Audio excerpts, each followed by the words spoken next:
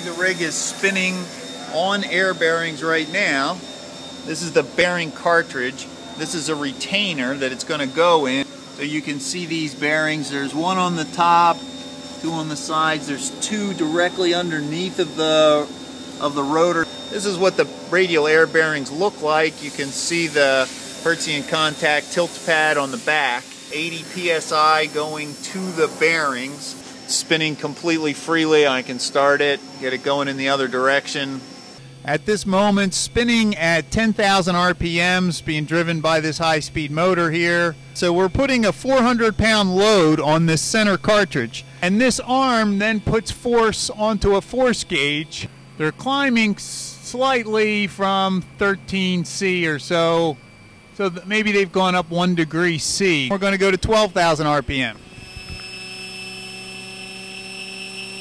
13,000.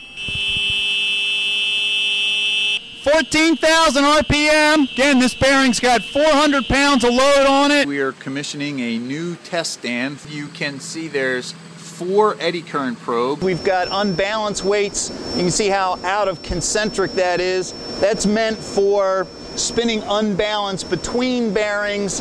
The idea is below 3,000 RPMs, you can use these big unbalanced weights. So running at the natural frequency of the rotor, we'll be spinning down in turbo gear. You can see this unbalanced weight spinning. Then here you can see how it is rattling the whole table by looking at the water. And this rotor is being supported on our externally pressurized gas bearings that you see here. The rotor itself is a rendition of a 10-stage centrifugal compressor that is designed to be very flexible. Here you see at the ends we have instrumentation to note both the position of the shaft and the bearing cartridge.